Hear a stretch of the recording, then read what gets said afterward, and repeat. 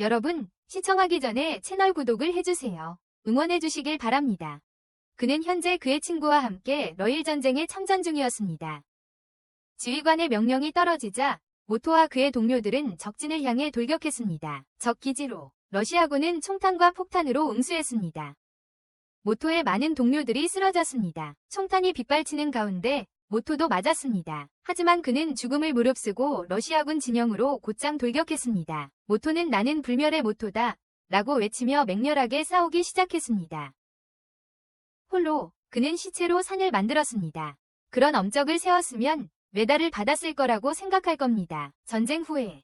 하지만 전쟁이 끝나자 모토는 홋카이도에서 금을 찾아 헤매며 동전을 겨우겨우 모아야 했습니다. 홋카이도에서 그저 사령관을 볼 수 없어서 죽였을지도 모르고 아니면 목에 헝겊을 두른 탓일지도 모릅니다. 모토에게 돈이 필요하다는 걸 알고 있던 근처에 술 취한 삼촌이 그에게 이야기를 해주었습니다. 물론 금과 관련된 이야기였습니다. 옛날 홋카이도의 강가에는 콩알만 황금덩이들이 있었다고 합니다. 콩알만 한 그곳 사람들은 하루에 최대 30몽미를 모을 수 있었습니다. 그 당시 일부 아이누 사람들은 일본군에 맞서 싸울 준비를 하기 위해 엄청난 양의 금을 저장했습니다. 일본군에 대항하여 메이지 유신 이후에도 그 군대는 여전히 사람들을 억압했기 때문입니다. 그러자 산적이 나타나 모든 아이누 사람들을 죽이고 금을 가져갔습니다. 경찰의 추격을 받던 그는 금을 숨겨야 했습니다. 하지만 그는 그 위치를 누구에게도 알리기도 전에 잡혔습니다. 그는 바시리 감옥에 수감되어 사형을 기다리고 있었습니다.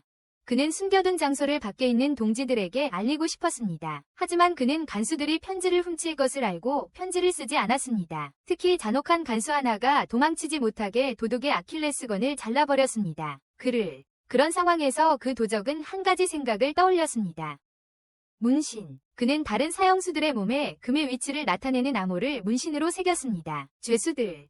그 암호는 그의 동료만이 해독할 수 있었습니다. 하지만 몇몇 간수들이 그 계획을 알게 되자 그는 문신을 한 죄수들을 몇 명 보내서 금을 찾도록 했습니다. 하지만 그는 그 죄수들이 모든 간수들을 죽이고 탈출할 줄은 예상하지 못했습니다. 거기서 이야기가 끝났습니다. 죄수들이 모두 탈출했고 아무도 금이 어디 있는지 몰랐기 때문입니다. 이야기를 마치고 삼촌은 그 자리에서 잠이 들었습니다. 모토는 한동안 금을 채취하다가 손을 녹이러 갔습니다. 그는 러일 전쟁을 떠올렸습니다. 당시 모토의 친구는 전쟁이 끝나면 함께 금을 캤자고 그를 초대했습니다. 그 친구에게는 눈이 좋지 않아 치료가 필요한 아내와 돌봐야 할 아이가 있었습니다. 하지만 그는 다시는 그들을 볼 수 없을 것 같았습니다. 나중에 모토의 친구는 죽었습니다. 그는 모토에게 아내와 아이를 부탁했습니다. 기억에서 벗어나자 모토는 삼촌이 술이 깨고 자신에게 총을 겨누고 있는 것을 발견했습니다. 너무 많은 것을 알았다고 말하면서. 하지만 그는 보통 사람이 아니었고 모토는 불멸의 존재였습니다. 모토는 차분하게 그의 총을 빼앗았습니다. 삼촌은 두려워서 도망쳤습니다. 처음에 모토는 그 이야기를 믿지 않았습니다. 하지만 이제는 믿었습니다. 모토는 소총을 들고 노인을 찾으러 갔습니다. 놀랍게도 그를 찾았을 때 그는 이미 말라 비틀어진 시체였습니다. 모토는 그를 살펴보니 그 남자가 곰에게 공격을 받았다는 것을 알았습니다. 모토는 그 남자의 셔츠를 벗겼고 과연 코드가 새겨진 문신이 있었습니다. 마치 금을 발견한 것처럼 기뻐했습니다. 사실 모토는 금을 찾을 것이었고 곰이 돌아오기 전에 노인의 시체를 급히 숨겼습니다. 돌아오기 전에 불행히도 곰이 모토를 발견했고 그의 총은 막혔습니다. 그래서 모토는 절벽으로 달렸습니다. 곰이 돌진하자 화살이 그것을 쏘아 떨어뜨렸습니다. 사수는 아이누 소녀였습니다. 곰이 죽은 후 소녀는 독이 든 부위의 고기를 제거하기 시작했습니다. 화살. 모토가 할아버지가 공격받았다고 말했을 때 그 소녀는 이런 종류의 곰이 겨우 동면에서 깨어났는데 아직 먹이를 먹을 수 없다는 사실에 놀랐다. 겨울에 사냥하는 종류는 단 한 가지뿐이었다. 마타카라프, 갈색곰. 그것들은 동면하지 않고 극도로 공격적이었다. 소녀는 모토가 시체를 어떻게 할 계획인지 물었다. 그는 근처 마을로 가져갈 것이라고 말했다. 소녀는 이런 종류의 곰은 계속 추격할 것이기 때문에 그것은 현명하지 않다고 생각했다. 음식을 훔친 자는 누구든지. 하지만 이제 모토는 바로 눈앞의 보물을 포기할 수 없었고 또 그 여자아이에게 말할 수도 없었습니다. 그 여자아이는 모토에게 마타카랍과 싸울 것을 제안했습니다. 군인이었던 모토는 싸움을 두려워하지 않았습니다. 하지만 그가 전투 기술이 뛰어났다고 해도 여전히 곰 사냥의 경험이 있는 사람이 자신을 도와줄 필요가 있었습니다. 이 아이누 소녀가 매우 정직하고 진실된 것을 보고 모토는 그녀에게 금의 비밀을 밝히기로 결심했습니다.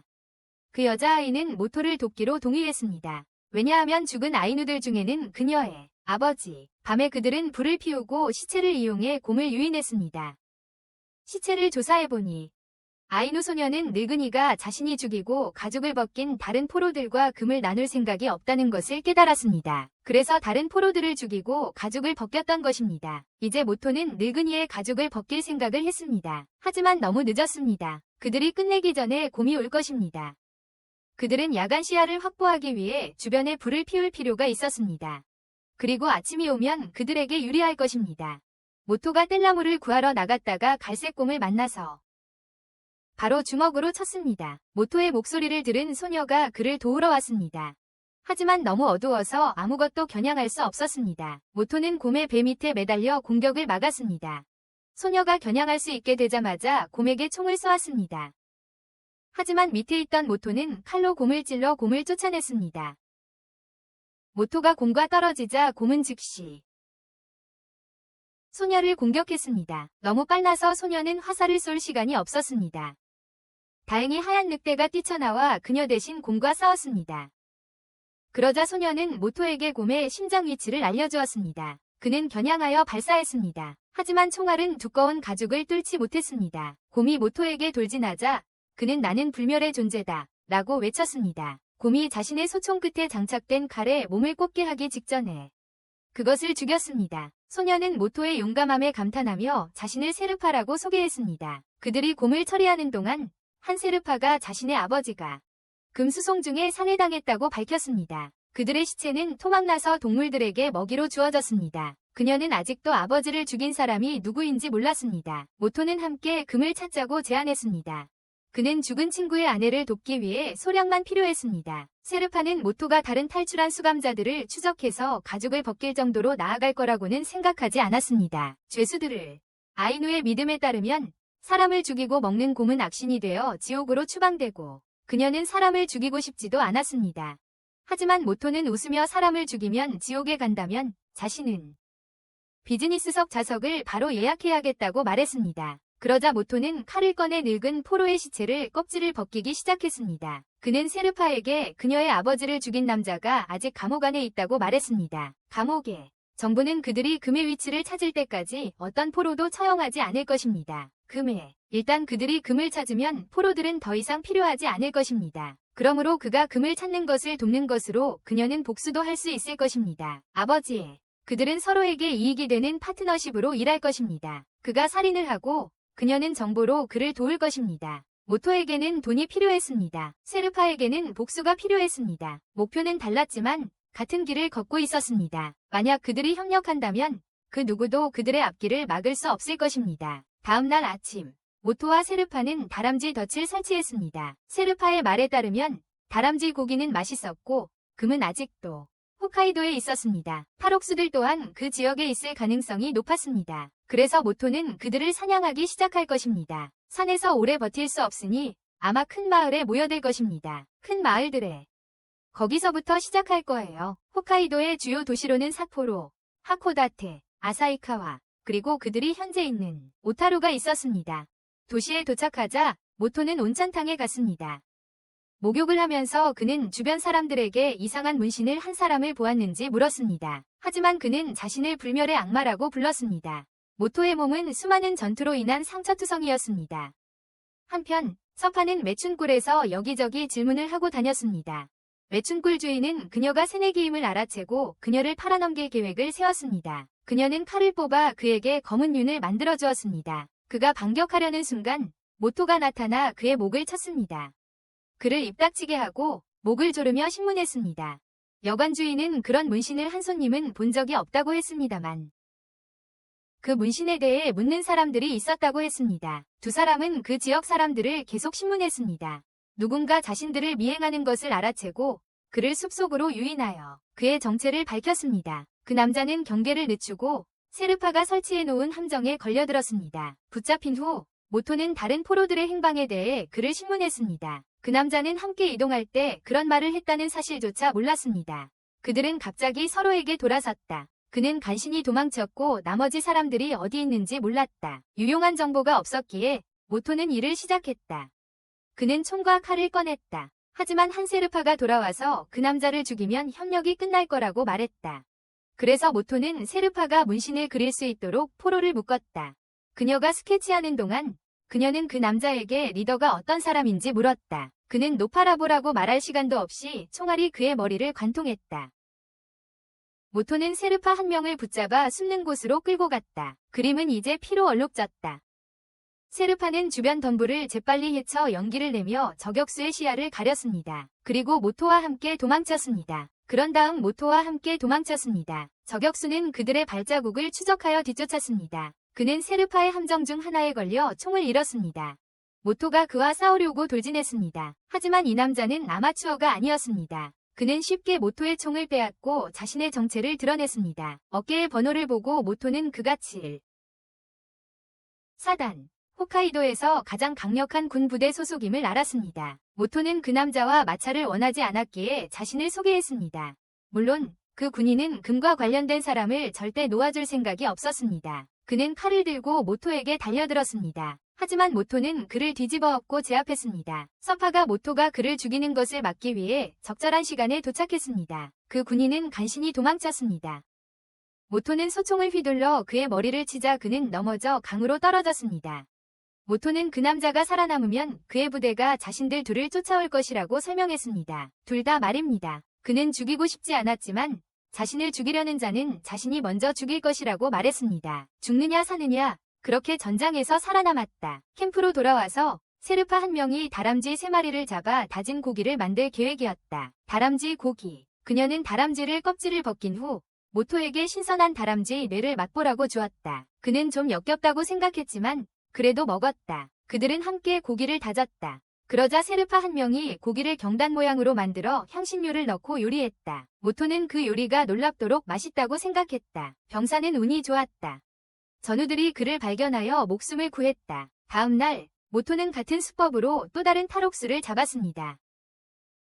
그는 그 남자에게 몇 명이나 탈출했는지 추궁했습니다. 여기 사람들은 유대인처럼 아이누를 싫어하는 것 같았습니다. 그 죄수는 세르파를 모욕했고 모토는 화가 났지만 한 세르파가 그에게 그냥 넘어가라고 했습니다. 그녀는 근처에서 토끼를 발견했고 그래서 두 사람은 사냥을 나갔습니다. 시야에서 벗어나자 죄수는 입에 숨겨둔 면도날을 꺼냈습니다.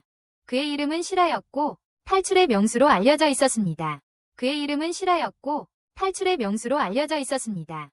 세르파가 토끼를 잡는 순간 시라는 탈출했습니다. 모토는 그녀에게 추격하는 동안 캠프로 돌아가라고 말했다. 시라는 절벽 아래로 달렸다. 모토는 그를 쏘겠다고 위협했다. 하지만 시라는 그 순간 두려워하지 않았다. 총소리 같은 큰 균열음이 들렸다. 세르파 한 명은 그것이 나무가 갈라지는 소리임을 알아챘다. 추위 때문이었다. 매서운 바람이 기온을 영하 30도 이하로 떨어뜨렸고 나무 속 얼어붙은 물이 팽창하면서 나무를 갈라지게 했다. 시라를 쫓던 중 모토와 그 모두 얼어붙은 호수에 빠졌다. 얼음장 같은 물 때문에 뼈까지 시렸다. 그들에게 남은 시간은 약 10분뿐이었다. 죽기 전에 몸 좀 풀자. 조금 미쳐버린 시라가 큰 막대기를 갈기 시작했다. 모토는 불을 피우려면 총알에서 화약이 필요했지만 모두 강에 빠져 있었다. 추위에 죽고 싶지 않아서. 그는 총알을 건지려 다시 물속으로 뛰어들었다. 하지만 시라는 어리석지 않았다. 그는 거래를 제안했다. 도움을 주는 대신 시라를 살려주겠다고 모토는 약속해야 했다. 모토가 동의하자 시라는 목구멍에 숨겨둔 총알을 뱉어냈다. 두 사람은 함께 불을 피웠다.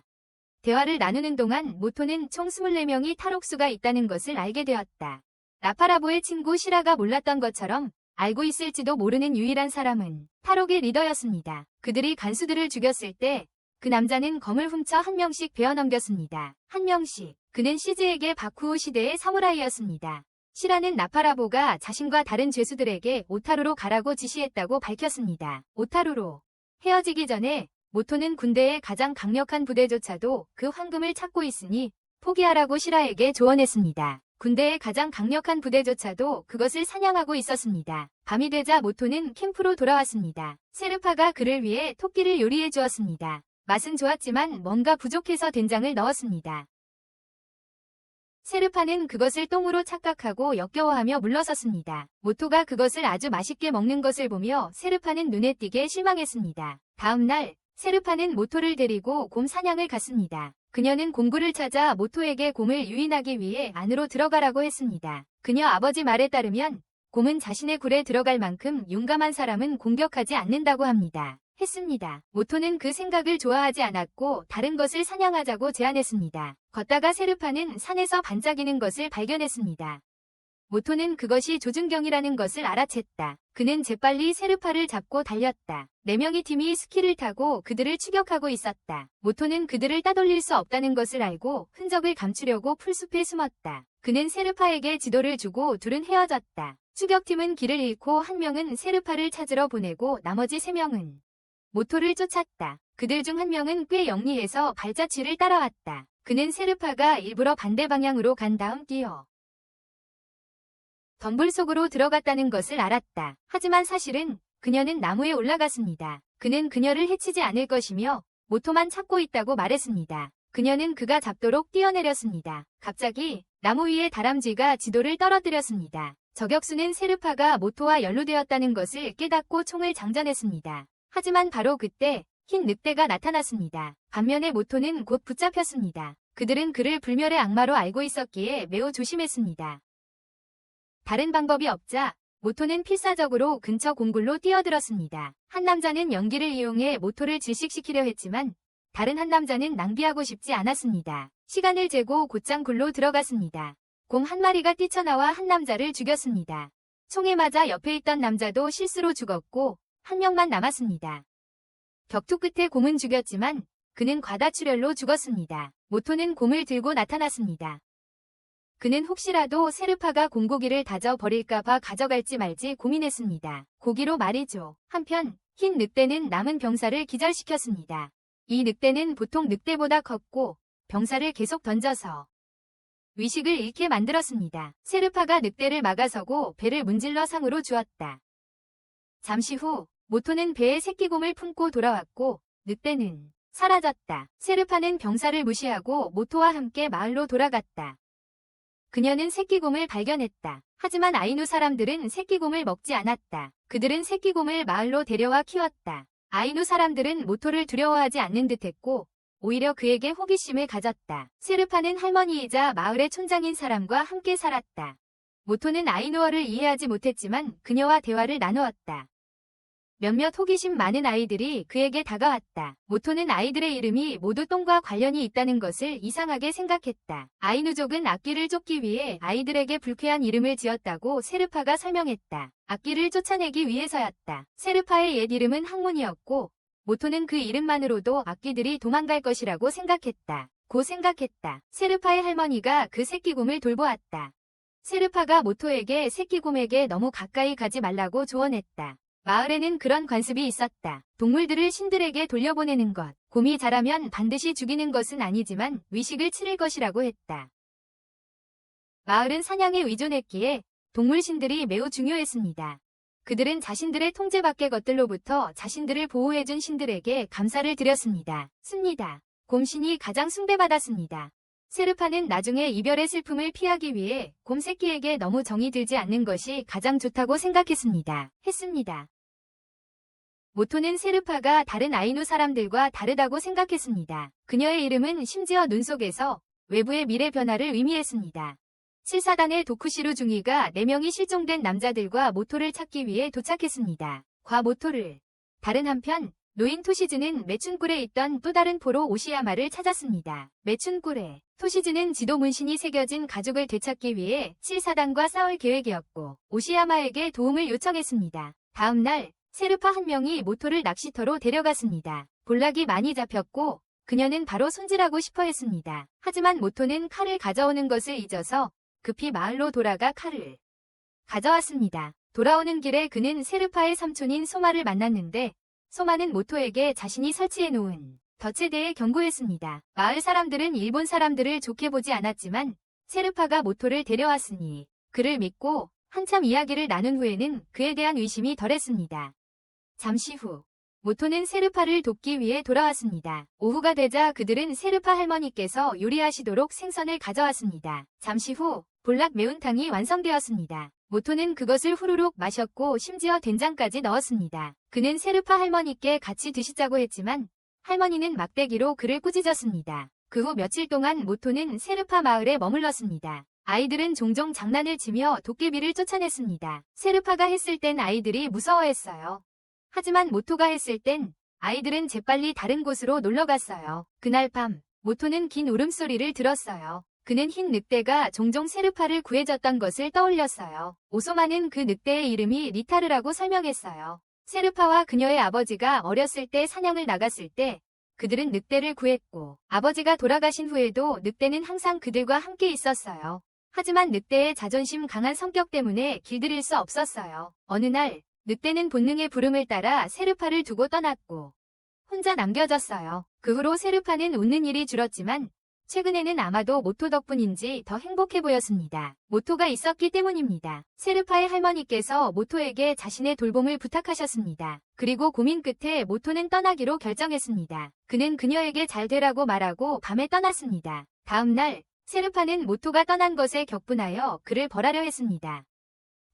한편 모토는 여관 주인에게 정보가 있는지 묻기 위해 다시 여관으로 돌아왔습니다. 주인은 모토와 같은 문신을 한 손님이 자신의 매춘부 중 한 명을 공격했다고 말했습니다. 매춘부를. 그러자 모토는 식당에서 그 여자를 찾아갔습니다. 기다리는 동안 소바를 시켜 먹고 나서 식당 주인은 군인들을 그 자리로 안내했습니다. 모토는 전투를 벌였지만 아무리 불멸의 존재라 해도 총구 앞에서는 항복할 수밖에 없었습니다. 총구 앞에선 말이죠. 그들은 그 자리에서 그를 죽이려 했습니다. 하지만 그때 토키가 나타나 자신이 직접 모토를 죽이겠다고 고집했습니다. 파출소로 돌아온 모토는 과자를 먹으며 수다를 떨며 죄책감을 피하려 했습니다. 하지만 토키는 강가에서 모토가 구해준 병사를 거론하며 계속해서 불멸, 물론이죠라는 말을 되풀이했습니다. 불멸의 악마라고 인정하면 총알 세례를 받고 죽을 거야. 그래서 모토는 계속 모르는 척했다. 그러자 토키는 모토가 지도가 그려진 가죽을 가지고 있다는 것을 정확하게 논리적으로 설명했다. 금고로 가는 지도 말이다. 모토는 이해하지 못하는 척 계속해서 아마도 그게 짜증이 난 토키는 사탕꼬치를 모토의 목에 찔러 넣었다.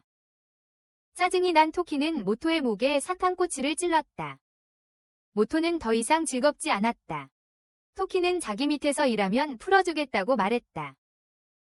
토키는 금을 찾기 위해 홋카이도 전역에 사람들을 더 배치해야 했다. 미국에서 무기를 사들일 돈으로 7사단을 무너뜨릴 계획이었죠. 7사단을 말이죠. 그 후로는 본토와의 무역로를 장악하기 위해 중요한 항구들을 차지할 계획이었고 본토요. 홋카이도는 그의 손아귀에 들어올 겁니다. 모토는 토키의 계획을 시간 낭비에 불과한 헛된 짓이라고 생각했습니다.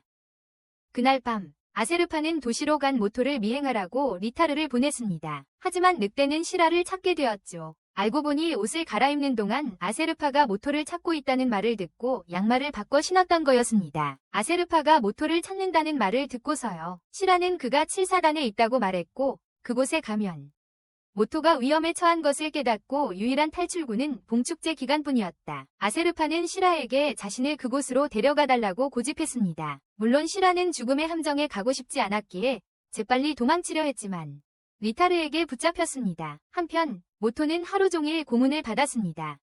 그가 이전에 때렸던 2명의 병사가 복수하러 왔습니다. 그들이 칼을 꺼내자 그는 벌떡 일어나 저항하며 자신은 불멸의 존재라고 계속 외쳤습니다. 시라는 아세르파를 7사단 본부로 데려갔습니다.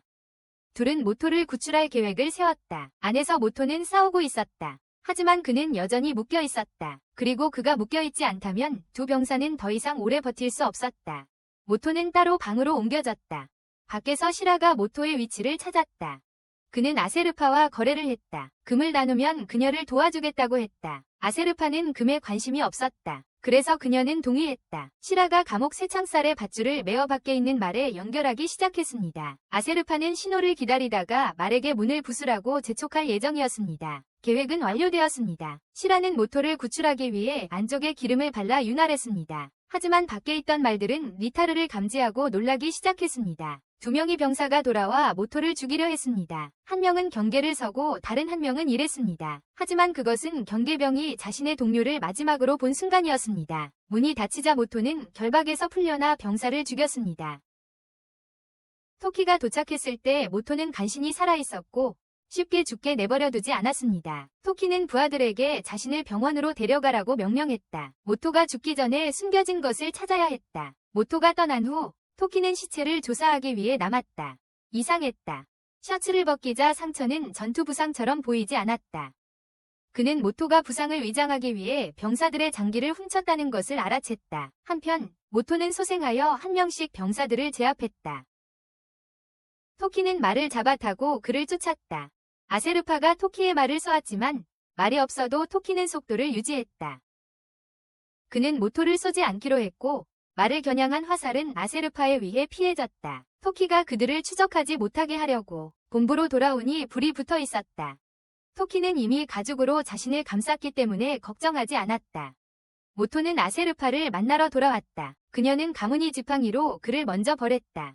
나중에 시라가 모두를 모아 가죽을 구할 수 없었다고 보고했다. 그건 그렇고 그는 매우 배가 고팠고 말고기를 요리할 계획이었다. 말을 데리고 다니면 너무 눈에 띄기 때문에 먹기로 했다. 그것을 그는 당시 인기 있던 스키야키를 만들 것이다. 시라가 계란을 구하러 간 사이 아세르파와 모토는 고기를 처리했어요. 만약 시라에게 무슨 일이 생기면 마을 사람들에게 어떻게 설명해야 할지 몰라서 그는 조금 어색했어요. 마을 사람들에게 설명해야 할지 몰라서요. 아세르파는 모토의 상처 치료를 위해 고기 조각을 그의 얼굴에 던졌어요. 상처에 그와 함께 가기로 한 건 그녀의 결정이었고 다른 사람들에게 짐이 되는 아이로 보이는 걸 좋아하지 않았어요. 방해가 되는 아이로. 그날 밤 재료를 모두 모은 후 스키야키가 완성되었어요. 고기가 익자 계란에 찍어 먹기만 하면 되었어요. 아세르파는 자신의 몫에서 이상한 것을 발견했어요. 똥같이 생겼어요. 모토는 계속해서 그것이 똥이 아니라 된장이라고 요리 맛을 더 좋게 해준다고 거듭 설명했지만 그 요리가 아세르파는 마지못해 먹어보았고 그 맛에 놀랐습니다. 한편 토시는 산적과 만나 동맹 가능성에 대해 논의하러 갔습니다. 협상이 결렬되자 양측 간의 충돌이 발생했고 토시는 산적들을 손쉽게 물리쳤습니다. 나이에도 불구하고 토시는 여전히 매우 용감했습니다. 다음 날 시라는 정보를 수집하기 위해 혼자 마을로 갔습니다. 모토와 아세르파는 당분간 조용히 지내기로 했습니다. 둘은 사슴 사냥을 나섰지만 얼마 후 모토는 피곤하고 목이 말랐습니다. 아세르파는 물이 많이 든 덩굴을 발견했습니다. 그녀는 먼저 마셨지만 너무 많이 마셨습니다. 모토는 애썼지만 그래도 조금 마실 수 있었습니다. 아세르파는 그 후 모토가 눈 위를 걸을 수 있는 도구를 만들었고 그들은 더 깊은 산속으로 들어갔고 거기서 사슴이 자신의 영역을 표시한 흔적을 발견했습니다. 아세르파는 가보인 자신의 가족 유물을 사용하여 나무를 치고 사슴을 유인했습니다. 과연 사슴이 나타났지만 서두르는 바람에 모토는 빗나가 사슴의 엉덩이에 맞췄습니다. 그들은 재빨리 뒤쫓았지만 예상치 못하게 아세르파는 물결표의 발자국을 발견했습니다. 개와 두 사람. 그중 한 명은 다리를 절었습니다. 알고 보니 아세르파가 남겨두고 간 병사가 살아있었고 그는 한 방에 곰을 사냥한 홋카이도 최고의 곰 사냥꾼 니헤이와 함께 있었습니다. 총알로 그들은 그 병사의 이름이 타니가키라는 것을 알게 되었습니다. 니헤이는 이미 곰 20마리를 사냥했고 그의 목표는 옛날 늑대를 사냥하는 것이었습니다. 자취를 따라 아세르파와 모토는 나무 아래 숨어있는 사슴을 발견했습니다. 아세르파가 사슴을 유인하면 모토가 매복할 계획이었습니다. 하지만 활을 잘 못 쏘는 바람에 사슴을 놓쳤습니다. 그날 밤 모토는 구석에 앉아 자신에게 실망했습니다. 다음 날 그들은 사슴 추적을 계속했습니다. 아세르파는 고르지 않은 발자국을 발견하고 사슴이 부상으로 약해지고 있음을 깨달았습니다. 부상으로 사슴을 찾자 이번에는 모토가 쉽게 조준할 수 있는 위치로 천천히 이동했습니다. 쉽게 조준할 수 있도록 아세르파가 사슴을 유인했지만 사슴이 돌진하는 순간 모토는 주저하며 놓쳤습니다. 전장의 기억이 그의 머릿속을 스쳐 지나가며 그를 주저하게 만들었습니다. 다행히 리타르가 달려들어 사슴을 잡았습니다. 부상을 입었지만 사슴은 여전히 결연한 눈으로 모토를 향해 돌진했습니다. 마치 전투에서 자신처럼 죽음을 의미하더라도 끝까지 돌격할 의지가 있는 아세르파는 사슴의 배를 갈라 모토의 손을 안에 넣어 따뜻하게 했다. 그녀는 모든 생명체와 마찬가지로 죽으면 그 고기가 그를 살리고 땅을 기름지게 하며 그 생명이 헛되지 않을 것이라고 설명했다. 그들이 사슴을 손질하기 시작하자 리타르는 누군가 다가오는 것을 감지하고 아세르파에게 떠나라고 재촉했다. 그들은 필요한 것만 재빨리 챙겨 떠났고 마침 니히와 가키가 도착했다. 숙련된 사냥꾼은 아세르파와 모토, 그리고 늑대가 남긴 발자국을 쉽게 알아봤다. 두 사람은 늑대 사냥을 계획하기 시작했다. 모토와 아세르파는 피난처로 돌아와 시라가 돌아왔다는 것을 알았다.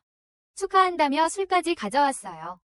시라가 모피 상인에게서 얻은 정보에 따르면 작년에 3건의 살인으로 체포됐던 남자가 최근 오타로에 나타났다고 합니다. 그 남자는 니헤이라는 이름의 베테랑 사냥꾼이었죠. 한편 가키도 니헤이의 문신을 받지만 그를 죽이고 군대로 돌아갈지 아니면 그와 함께 늑대를 사냥할지 갈등하고 있었습니다. 유명한 사냥꾼 집안 출신인 가키는 어떤 이유에서인지 군에 남기로 했습니다. 하지만 그의 피 속에는 여전히 사냥꾼의 피가 흐르고 있었고 그는 늑대의 가죽을 가져오겠다고 결심했습니다. 늑대 가죽을 가져오겠다고 결심했습니다. 아세르파는 니에이에 대해 알고 있었고 그가 아이누게를 데리고 있다는 것도 알고 있었습니다. 시라는 상인들로부터 흰 늑대 가죽을 높은 값에 사려 한다는 말을 들었습니다. 아주 비싼 값에. 아세르파는 리타르가 위험에 처했다는 것을 즉시 깨달았습니다. 하지만 시야가 확보되지 않은 상태로 나가기는 어려웠기에 그들은 아침까지 기다리기로 했습니다. 아침까지 기다리기로 했죠. 한편 가키와 니헤이는 사슴 시체가 있던 곳으로 돌아와 다시 늑대를 볼 수 있기를 바랐습니다. 하지만 아침이 되자 그들이 발견한 것은 늑대 배설물뿐이었고 그것은 늑대가 그들을 계속 지켜보고 있었다는 것을 암시했습니다. 가키는 아이디어를 떠올리고 늑대의 주의를 끌기 위해 옷을 벗기 시작했습니다. 늑대의 관심을 끌려고요. 한편 니헤이는 숲에 숨어 사격할 기회를 노리고 있었습니다. 곧 리타르가 나타났습니다. 머리를 내밀면 멸종된 또 다른 종이 될 겁니다. 하지만 나타나자마자 화살이 날아왔고 리타르는 도망쳤고 니헤이는 사격에 실패했습니다. 시라와 모토는 늙은 사냥꾼의 위치에 도착했고 모토는 그가 움직이려고 하면 쏘려고 했습니다. 움직이면 쏘려고 했습니다. 황금개가 나타나 모토의 총을 씹었습니다. 하지만 모토는 재빨리 칼로 니에이의 손가락 몇 개를 잘라버렸습니다. 노인은 모토의 얼굴에 총을 휘두르며 반격했습니다. 모토는 시라가 황금개에게서 총을 가져올 시간을 벌었습니다. 하지만 그들이 총을 되찾자마자 가키가 세르파를 인질로 잡았습니다. 모토는 시라가 폭력을 목격하는 것을 원하지 않아서 시라에게 총을 내리라고 말했습니다. 그러자 니헤이는 두 사람을 묶고 가키에게 세르파를 데려가라고 말했습니다. 그래야 자신이 그들을 처리할 수 있도록. 하지만 그들이 떠나려고 돌아서자 모토와 시라는 탈출하는 데 성공했습니다. 탈출의 명수인 모토는 이제 세르파를 구출할 방법을 찾아야 했습니다. 가키는 숲에서 세르파를 데리고 나왔지만 불행히도 그는 함정에 걸려 다치는 바람에 다리가 하나밖에 남지 않았습니다. 곧 치료를 받지 못하면 부상으로 죽을 것입니다. 세르파가 칼로 감염된 살을 도려냈습니다. 얼마 후 늙은 사냥꾼이 다시 나타났습니다. 세르파가 늑대와 깊은 관계가 있다는 것을 알고 있었습니다. 그녀를 미끼로 써서 짐승을 유인했습니다.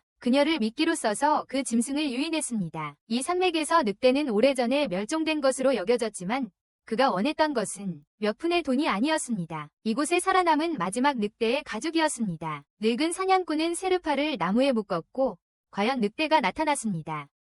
지그재그로 돌진하는 바람에 조준하기가 어려웠습니다.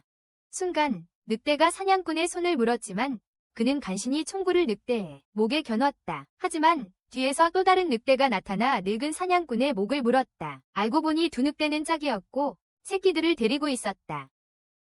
모토와 시라는 세르파를 구하러 달려들었고 금색개인 가키와 함께 늙은 사냥꾼을 죽기 전 조금 더 멀리 안전한 곳으로 데려다 주었다. 늙은이는 후회 없이 눈을 감았다. 시라와 세르파는 가키를 마을로 데려갔고 모토는 남아서 늙은 사냥꾼의 가죽을 벗겼다. 마을에 돌아와서는 가키를 마을 어른에게 넘겼다.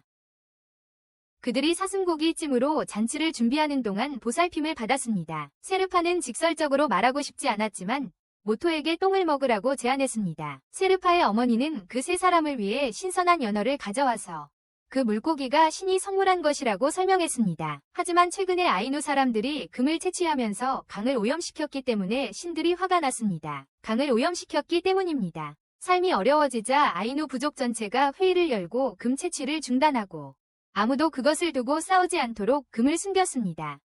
그 위치를 알고 있던 사람들은 늙어 죽었고 그 위치를 아는 노인은 한 명만 남았습니다. 단 한 명의 노인만이 그 장소를 알고 있었습니다. 하지만 그는 나프라보에게 죽임을 당했습니다. 시라는 자신이 잘못 들었다고 생각했습니다. 금의 가치가 20칸이라고만 들었기 때문입니다. 가키는 그 양이 훨씬 더 많다고 밝혔습니다. 토키는 나프라보가 적절한 사람만이 금을 찾을 수 있도록 하려고 거짓 정보를 퍼뜨렸다고 추론했습니다. 누구든 20칸은 운반할 수 있지만 실제 양은 최대 2만 칸에 달할 수 있습니다. 시라는 또한 토키가 쿠데타를 계획했다는 말을 들었습니다. 그 정도 금으로 아사히카와 제7사단을 무찌를 수 있었습니다. 모토는 그것이 아서항 전투와 관련이 있다고 추측했습니다. 그 전투에서 토키와 그의 부대는 승리했습니다. 하지만 손실은 절반 이상이었습니다. 영광을 위한 직접 공격에 집착한 참모 총장은 자살했습니다. 손실에 대한 후회로 정부는 그 책임을 부대 전체에 돌렸습니다. 그들은 돈이나 훈장을 받지 못하고 군에 버려졌습니다. 토키는 독재 군주국을 건설하고 홋카이도를 장악하기로 결심했습니다. 그는 무기 공장을 건설하고 해외에 무기를 판매할 계획이었습니다. 그리고 이를 위해서는 돈이 필요했습니다. 이 말을 들은 모토는 멈추지 않겠다고 결심했습니다. 토키는 너무 멀리 갔어. 심지어 자신의 부하들까지 죽였어. 친구의 아내 때문이었지. 다음 날 아시와 토시는 순찰을 나갔습니다. 아시는 매운 굴에 들르려고 무리에서 떨어졌고 우연히 정보를 수집하고 있던 시라를 만났습니다. 시라는 정보를 수집하고 있었습니다. 아시는 재빨리 도망쳤습니다. 미친 황소처럼 아시는 멈추지 않고 돌진했고 시라는 그를 피하기 위해 최선을 다했습니다. 최선을 다해 그를 피했습니다. 하지만 아시는 계속 돌진하며 사람과 말을 모두 쓰러뜨렸습니다. 시라는 7사단 병사들을 만나 우시가 문신, 병사들은 방어진을 쳤지만 아시는 그들을 향해 돌격했고 시라를 붙잡아 돌렸습니다. 갑자기 지하에서 폭발이 일어났고 아시의 부대가 그를 데려가기 위해 왔습니다. 시라와 도시의 다른 지역들이 폭격을 맞는 동안 7사단은 한 명의 병사를 사로잡았지만 우시는 놓쳤습니다. 토키는 확인해본 결과 문신이 없다는 것을 알았습니다. 그는 즉시 속았다는 것을 깨달았습니다. 그의 진짜 목표는 은행이었습니다. 늙은 사무라이가 동료들과 함께 은행을 털려고 들어왔고 토시는 노인이 무엇을 필요로 하는지 알아챘다. 토키가 현장으로 달려갔다. 은행 보고서에 따르면 많은 돈과 채권, 미술품, 그리고 카타나가 도난당했다. 토키는 토시가 연루되었다는 것을 즉시 알아챘다. 하지만 이미 너무 늦었다. 토시는 이미 토키의 말을 훔쳐 달아났고 시라는 간신히 죽음을 모면하고 정보를 얻기 위해 매운굴로 향했다. 그는 그곳의 기생 중 한 명과 거래를 했다. 문신한 남자가 올 때마다 그녀는 그의 소지품을 가져가서 바꿔줄 시라와 함께 시라는 필요한 것을 얻고 나서 아수르파에게 라타라에 도움을 요청하러 돌아왔습니다. 하지만 그녀는 그와 그의 가족을 위험에 빠뜨리고 싶지 않아 거절했습니다. 모토는 살쾡이를 잡았는데 그것은 죽은 척하다가 시라의 머리를 물려 달아나려고 뛰어올랐습니다. 도망치려고. 다행히 금색개가 그것을 잡았습니다.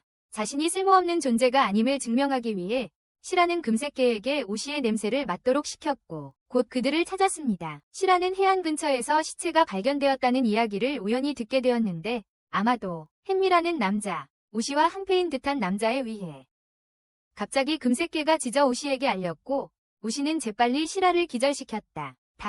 그날 밤 토시가 돌아와 시라에게 두 가지 선택지를 주었다. 자신을 따르거나 죽거나. 그는 시라에게 햄미의 가죽을 가져오라는 임무를 주었다. 물론 시라는 따를 수밖에 없었다. 시라가 돌아와서 모토와 아술파에게 햄미에 대해 말했다.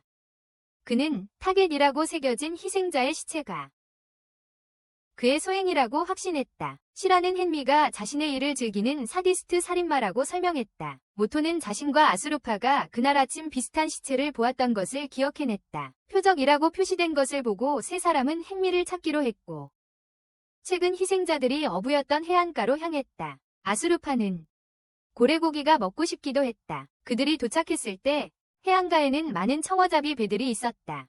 햄미가 그 일꾼들 사이에 숨어 있을지도 몰랐다. 그들은 오소마를 만났고 그는 서둘러 그들을 바다로 데려갔다. 아수르파는 한 배가 고래를 잡았지만 혼자서는 감당할 수 없어서 도움이 필요하다고 생각했다. 고래는 거대했지만 모토는 능숙하게 작사를 던졌고 고래는 배를 끌어 정어리 어선 쪽으로 끌고 갔습니다.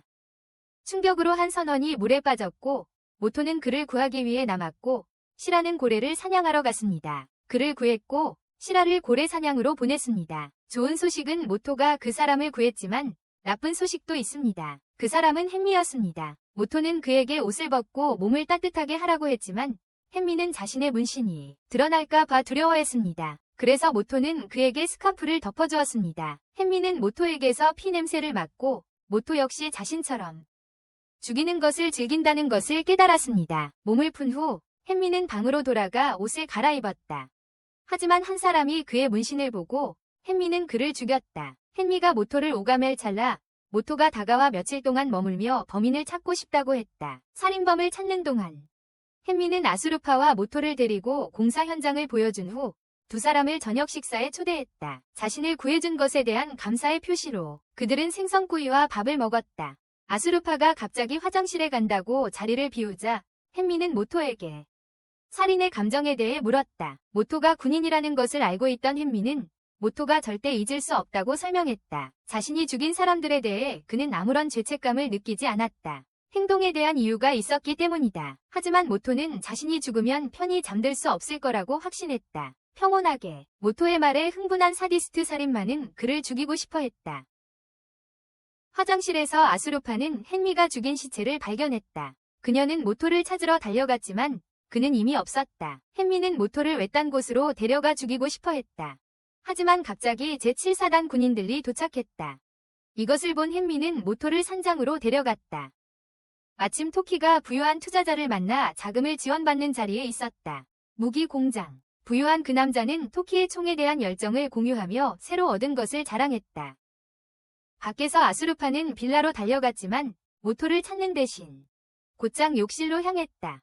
한편 햄미는 모토를 다락방으로 데려갔다. 하지만 두 명의 병사가 그 지역을 수색하고 있었다. 그들이 모토를 발견하자 그에게 돌진했다. 햄미는 한 명의 병사를 죽이고 다른 한 명의 머리를 찔렀다. 햄미가 살인을 즐기는 동안 남은 병사가 그에게 총을 쏘았다. 햄미는 계단에서 굴러떨어졌고 총소리를 듣고 토키가 현장에 도착했다.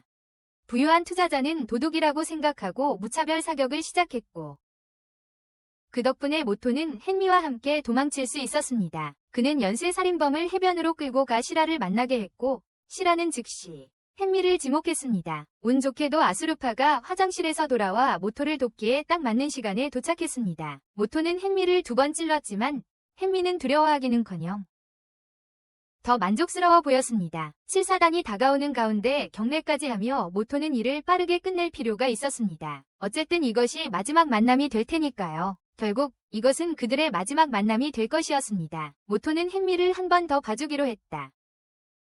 둘은 격렬한 싸움을 벌였고 모토는 칼로 햄미의 심장을 찔러 죽였다. 그는 햄미의 가죽을 벗겨낸다 해도 햄미를 기억하겠다고 약속했다. 하지만 모토가 떠나려는 순간 범고래가 나타나서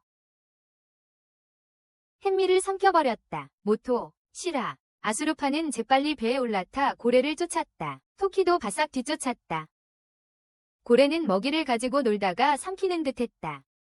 하지만 모토는 물속으로 뛰어들어 옷을 벗고 햄미의 시체를 건져 올렸다. 아수르파가 범고래에 작사를 던졌고 범고래는 모두를 끌고 가기 시작했고 그들은 토키로부터 도망칠 수 있었다. 해안으로 돌아온 토키는 모토가 공격했던 오가타의 탈출과 라케두의 실종에 대한 보고를 받았다. 한편 뗄나무를 구하러 갔던 가키는 오가타와 라케두를 만났다. 그들은 아술파의 할머니를 이용해 정보를 얻으려 했지만 아무런 유용한 정보도 얻지 못하자 더 이상 그곳에 머물 수 없다는 것을 깨닫고 떠났다. 가키는 할머니에게 떠나도 되는지 허락을 구했다. 바로 그때 마을 아이 하나가 가키를 넘어뜨리며 목숨을 걸고 도망치도록 도왔다. 그리고 오가타는 가키를 놓아줄 생각이 전혀 없었다는 것이 드러났다. 가키가 그들의 배신을 토키에게 알릴 거라는 걸 알았기에 지금 처리하는 게 나았다. 바로 가키는 싸울 수밖에 없었다. 하지만 그는 최고의 저격수 중 한 명과 맞서 싸워야 했다. 그가 상한경을 꺼내자마자 총격을 받았다. 가키는 연막을 쳐 시야를 가리고 소녀는 총을 회수했다. 아수르파는 숨었다. 가키는 그것이 낡은 매의 총이며 총알이 한 발밖에 남지 않았다는 것을 알았다. 하지만 전에 곰을 죽였던 총이었기에 가키는 자신감을 가졌다. 한편 모토가 햄미의 가죽을 벗긴 후 그들은 여관에서 휴식을 취했다. 노인이 나타나 아수르파를 업어주려 했다. 그녀가 낯이 익다고 생각하며 일본 이름을 물었지만 모토는 몰랐다. 다음에 다시 묻겠다고 약속했다. 술에 취했던 시라는 노인이 토시라는 걸 알고 정신을 차려야 했다. 토시는 모토에게 지도를 빨리 베껴서 떠나기 전에 건네주라고 일렀다. 가키는 산을 올라가기 시작했지만 다친 다리 때문에 오래 달릴 수 없었다. 오래 그 거리를 유지할 수 없었다. 그러고는 자신의 흔적을 지우려고 곰 발자국을 밟았다. 그들의 고양이와 쥐의 추격전은 밤까지 계속되었다. 가키가 곰이 숨겨놓은 사슴 시체를 발견했을 때 날씨가 나빠지기 시작했다. 추위에 불을 피우면 위치가 발각될 수 있었기에. 오가타와 니케두는 아침까지 기다렸고 연기가 나는 것을 보고 도착했는데 장작더미와 사슴 시체만 있었다. 오가타는 니케두를 정찰 보내고 자신은 후방을 엄호했다. 니케두는 오가타를 믿고 그의 지시대로 불 쪽으로 다가갔다. 주위에 아무도 없자 니케두는 몸을 녹이고 고기를 굽기 시작했다. 갑자기 곰이 나타나 니케두의 귀를 물어뜯었다. 그는 오가타를 불렀지만 오가타는 위치를 노출시키지 않고는 쏠 수 없었다. 가키는 총이 없다고 생각한 오가타는 곰을 쏘았지만 그러는 바람에 자신의 위치를 드러냈다. 곰이 눈길을 끌었고 오가타는 가슴에 총을 맞았습니다. 오가타가 쓰러지자 가키는 두 남자를 성공적으로 생포했습니다. 갑자기 토키 부대의 한 병사가 도착했습니다. 그는 며칠 동안 오가타와 니케두를 추적해왔다고 설명했습니다. 토키의 명령을 기다리며 그는 토키가 오는 중이라고 말했습니다. 병사가 말을 마치자마자 그는 총에 맞아 죽었습니다. 하지만 오가타는 아직 살아있었습니다. 불행히도 곰을 죽인 총알은 그를 끝내기에 충분하지 않았습니다. 오가타는 상대를 저격하고 후퇴하는 데 성공했고 상대를 느리게 하기 위해서만 부상을 입혔습니다. 탈출하는 동안 니케두는 다른 반역자들의 정보를 얻기 위해 체포되어 신문을 받았습니다. 흥미로운 듯 토키는 니케두의 귀를 요구했지만 니케두는 협조를 거부했습니다. 토키는 그에게 모토에게 복수하고 싶다면 다른 반역자들을 지목할 수 있다고 말했습니다. 마지못해 니케두는 그들의 이름을 불었습니다. 오가타는 무사히 탈출했습니다. 가키는 그만 나무 떠났고 이제 모토의 일당은 5개의 문신을 손에 넣었습니다. 모토는 토시가 필요한 가족 일부를 가지고 있을 것이라고 의심하며 먼저 토시를 찾을 계획을 세웠습니다. 시라가 토시는 불멸의 존재로 여겨지며 고래고기를 먹는다는 소문이 있다고 밝혔습니다. 살아남기 위해서 말이죠. 그건 그렇고 시라는 봄의 전조로 볼 수 있는 눈 덮인 꽃을 가리켰습니다. 봄이 되면 세르파족은 이토이토라는 물고기를 갈망하는데 이 물고기는 오직 봄에만 나타납니다. 아이누족은 물고기를 잡기 위해 댐을 짓지만 조심해야 합니다. 어떤 이토는 곰 한 마리를 통째로 먹을 만큼 클 수도 있으니까요. 시라가 말하는 도중 갑자기 강에 빠졌습니다. 모토는 그녀를 구하려 했지만 시라보다 더 큰 물고기를 보고서는 기도할 수밖에 없었습니다. 아이누족 남자 카이로는 그의 친구였고 세르파의 아버지가 시라를 구하기 위해 물에 뛰어들었습니다. 그 후 그들은 함께 물고기를 처리했습니다. 그들은 물고기를 구워 함께 먹었고 세르파가 모토에게 맛을 보여주었습니다. 물고기 뇽을 모토가 먹는 동안 카이로가 모토의 별명 불멸의 존재를 언급했습니다. 그는 군대에 있을 때 그 이야기를 들었다고 설명했습니다. 카이로는 토키를 위해 일하지 않았고 모토를 개인적으로 알지 못했습니다. 카이로는 또한 한 노인이 세르파를 찾아 마을에 왔다고 말했습니다. 그리고 그는 일본어로 그녀를 스코라고 불렀습니다. 세르파는 충격을 받았습니다. 부모님만이 그 이름을 알고 있었기 때문입니다. 카이로는 바시리 감옥에서 그런 일이 있었다고 설명했습니다. 나파라보는 수감자들에게 외부 친구들과 연락하는 방법을 알려주었습니다. 오타루의 카차 오바스코를 언급하며 나파라보는 자신의 금을 세르파에게 넘기려 했습니다. 다시 말해 나파라보는 세르파의 아버지였습니다. 세르파는 자신의 아버지가 금을 훔치려고 자신의 백성을 죽였다는 사실을 믿을 수 없었습니다. 카이로는 세르파의 아버지와 함께 일본에 갔었다고 덧붙였습니다. 그리고 나파라보는 원래 일본 아이누족이 아니었습니다. 세르파는 여전히 믿을 수 없었고 나파라보를 만나고 싶어 했습니다. 만약 그가 정말로 자신의 아버지라면 모든 것을 밝혀야 했습니다. 하지만 시로는 그를 만나는 게 쉽지 않을 거라고 그녀에게 경고했어요. 나파라보는 일본의 많은 감옥에서 탈출했고 바시리 감옥은 그 중에서도 가장 엄중한 곳 중 하나였죠. 최고로 시로의 도움 없이는 그를 만날 방법이 없을 거예요. 한편 모토는 카이로에게 시로가 수감자 중 한 명이라고 말했어요. 카이로는 문신을 보고 모토에게 다른 가족이 더 있냐고 물었어요. 모토는 그 정보를 비밀로 했어요. 결국 카이로는 모토의 무리에 합류하기로 결정했어요. 그는 나머지 금을 아이누 사람들, 즉 나파라보의 동포들에게 돌려줄 책임을 지겠다고 했어요. 나파라보의 동족들에게. 그들은 마을로 돌아와 가키를 만났습니다. 그들은 바시리로 가는 여정의 다음 단계를 논의했는데 7사단 본부인 아사치카와를 피하도록 주의했습니다. 카이로는 그가 아는 추적당하지 않을 무기상이 있는 삿포로를 통과하는 경로를 제안했습니다. 추적당하지 않을 거라고 했습니다. 그들은 계획에 동의하고 그날 밤을 쉬기로 했습니다. 하지만 시로는 카이로의 신뢰성에 대해 의심을 품었습니다. 하지만 모토도 시로를 신뢰하지 않았습니다. 하지만 세르파가 그를 신뢰했기 때문에 다른 사람들도 그를 신뢰했습니다. 다음 날 그들은 출발했는데 시로는 작은 말을 타야 했습니다. 불평하는 거야. 얼마 지나지 않아 그들은 삿포로에 도착하여 총과 탄약을 구했습니다. 시로는 심심풀이로 그곳 주인에게 그 지역에 대해 물었습니다. 주인은 근처에 카노라는 아름다운 여자가 주인인 호텔을 말했는데 그곳에서 오시를 만났다고 했습니다. 카노는 그를 알아볼 것입니다. 하지만 다행히도 오시의 관심은 다른 곳에 있는 것 같았습니다. 그들이 그의 방에 들어가자 오시는 즉시 그녀를 취하려 했습니다. 하지만 바로 그때 모토와 일행이 도착했고 카노는 그와의 만남을 주선했습니다. 저녁입니다. 오시의 시선에 정신이 팔린 시로는 그녀를 알아보지 못했다. 호텔은 미로 같았다. 오래된 건물을 여러 번 개조해서 복잡했다. 방에 들어가려던 참이었다. 카노는 시로는 무시한 채 오시를 관찰하기 시작했다. 완벽한 몸매와 아름다운 세르파의 눈에 시선을 고정했다. 그리고 세르파의 아름다운 눈에 시선을 고정했다. 시로는 카노를 찾으러 갔지만 카노는 계속 나타났다 사라졌다 하며 결국 시로를 오시의 방으로 인도했다. 시로가 발각되기 직전까지도 오시는 그를 눈치채지 못했다. 카노는 함정을 이용해 시로를 데려갔다. 모토가 무언가 소리를 들었고 세르파가 그것은 배가 꼬르륵거리는 소리라고 설명했습니다. 그래서 모두 함께 식사하기로 했습니다. 오시와 우연히 마주쳤지만 서로 알아보지 못했습니다. 모토는 오시의 특이한 귀 모양으로 그가 유도를 한다는 것을 알았습니다. 두 사람은 기술을 주고받았고 모토에게 흥미를 느낀 오시는 그를 술자리에 초대했습니다. 한편 시로는 카노가 시체를 처리하는 방에 들어가게 되었고 진실을 알게 되었습니다. 하지만 카노는 식당에서 그를 기다리고 있었습니다. 세르파는 무언가를 먹으라는 초대를 받았는데 그것은 카레였고 이상한 외모에도 불구하고 맛있었습니다. 맥주 몇 잔 후 모두들 취하기 시작했습니다. 취했어. 오시는 호텔에서 누가 기다리고 있다는 말에 술자리를 끝냈어요.